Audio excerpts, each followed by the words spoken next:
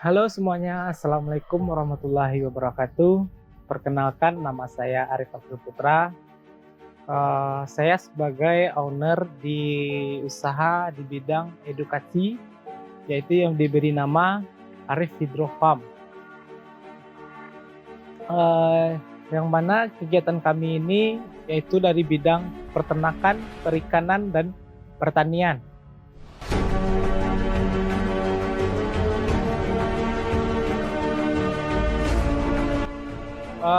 Lokasi usaha yang bernama Arif Hydro Farm ini yaitu terletak di Jalan Lubu Itpuh, Kelurahan Pisang, Kecamatan Pauh, Kota Padang, Provinsi Sumatera Barat. Yang mana kegiatan kami ini sudah dimulai sejak tahun 2016, yaitu diawali dengan budidaya sayuran hidroponik di tahun 2016. Sejak tahun 2016 tersebut berkembang tidak sampai tahun 2018. Di dalam tahun 2018 kami mendapatkan kepercayaan, yaitu Lomba Minang Entrepreneur Award yang diadakan oleh Bapak Yusuf Kala waktu itu tahun 2018, yaitu kami mengembangkan usaha dengan konsep agrowisata, yaitu yang dimanakan agrowisata kami membuat sebuah taman edukasi di bidang pertanian, peternakan, dan perikanan yang berkonsepkan urban farming. Dimulai sejak tahun 2016 itu, usaha ini diberi nama Arif Hidroponik dan sampai sekarang diberi nama Arif Hydro Farm, yang mana Arif Hydro Farm tersebut muncul dikarenakan keprihatinan melihat kondisi lingkungan sekitar, yaitu dengan kondisi dengan kepadatan penduduk. Arif Hydro Farm melihat bagaimana begitu pesat perkembangan infrastruktur, pembangunan, dan perusahaan-perusahaan. Maka banyaknya lahan pertanian yang beralih fungsi menjadi perumahan, perusahaan, atau infrastruktur jalan dan seperti yang lainnya. Maka kami melihat permasalahan yang ada di dalam sumber daya tersebut. Kami memanfaatkan sumber daya yang sekarang ini yang masih bisa dimanfaatkan, yaitu bagaimana kita mengkonsepkan pertanian dan peternakan itu dengan lahan yang terbatas sekarang ini. Permasalahan yang muncul dikarenakan yaitu ada dua aspek yang berada di lokasi kami ini, yaitu permasalahan dari air dan tanah.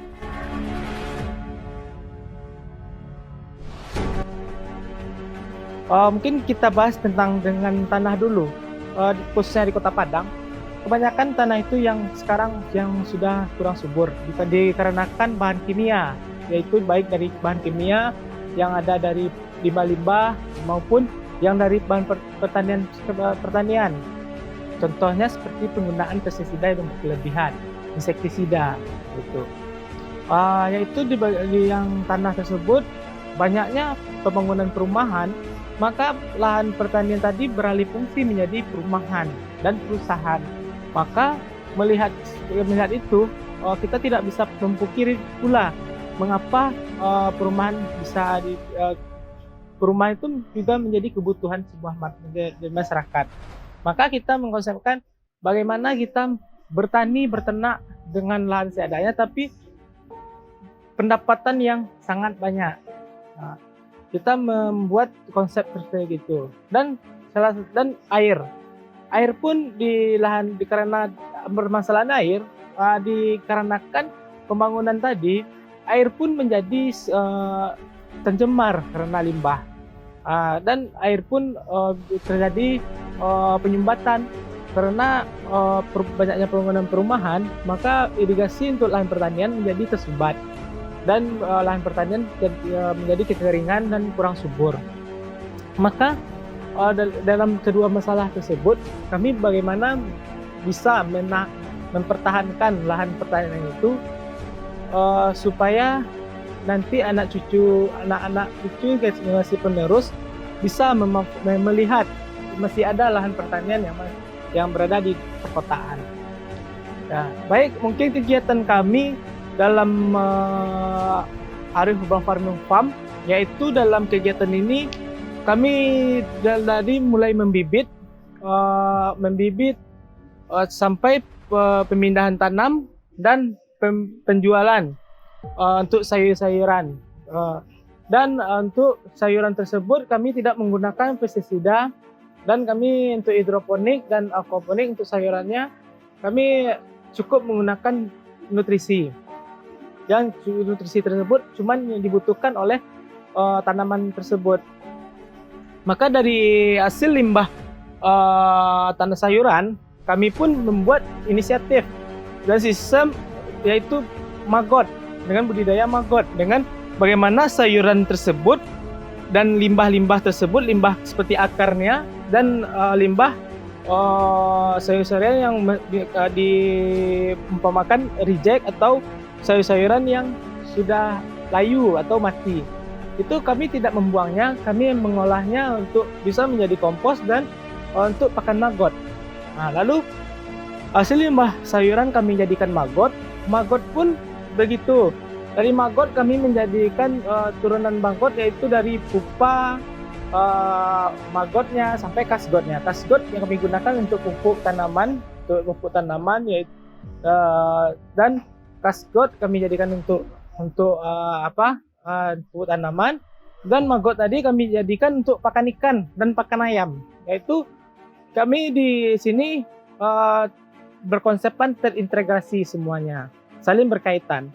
Dari sayuran tadi, limbah sayuran digunakan untuk makan maggot, dan maggot pun digunakan untuk ikan. Ikan pun begitu. Nutrisi kotoran yang ikan yang dinamakan amonia itu menjadikan